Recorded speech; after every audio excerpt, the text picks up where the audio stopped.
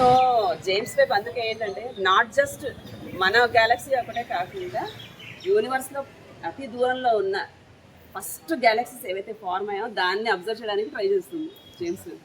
So our history our origin ఎట్లా ఉందో కనుక్కోవడానికి సక్సెస్ ఎట్లా ఉంది? చాలా ఉంది, చాలా సక్సెస్ఫుల్ ఉంది. మెనీ థియరీ, సైన్స్ థియరీ అయినా ప్రిన్సిపల్స్ ఏవైతే ఉంటాయో, థియరిటికల్ ప్రిన్సిపల్స్ ఏవైతే ఉంటాయో అవన్నీ ప్రూవ్ చేయగలుగుతున్నారు. మేజర్లీ ఏంటంటే మనుషులు వెతికేది అర్త్ లాంటి వేరే ప్లానెట్స్ ఏమన్నా ఉన్నాయా స్పేస్లో, దాన్ని ఎగ్జో ప్లానెట్స్, జీవం ఉండే ప్లానెట్స్ ఉన్నాయా.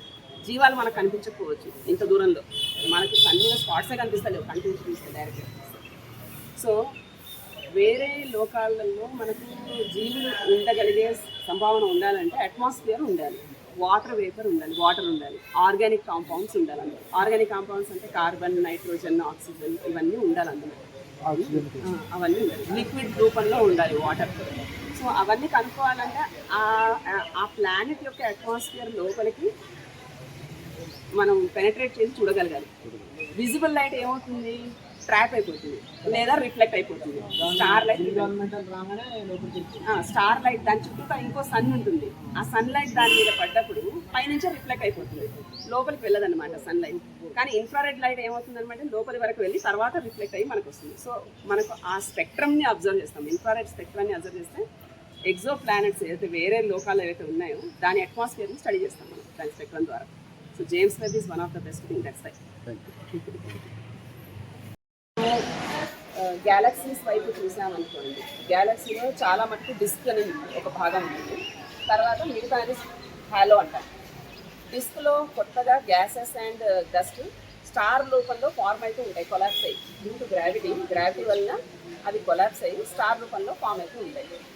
ఏ కారణాల వల్ల అది భిన్నంగా ఉంటాయి, డిఫరెంట్గా స్టార్స్ ఫామ్ అయితే ఉంటాయి మనం కనుక్కోవాలనుకుంటే ఆ గ్యాసెస్లో మనం చూడగలగాలి, ఆ డస్ట్లో మనం చూడగలగాలి వాటి.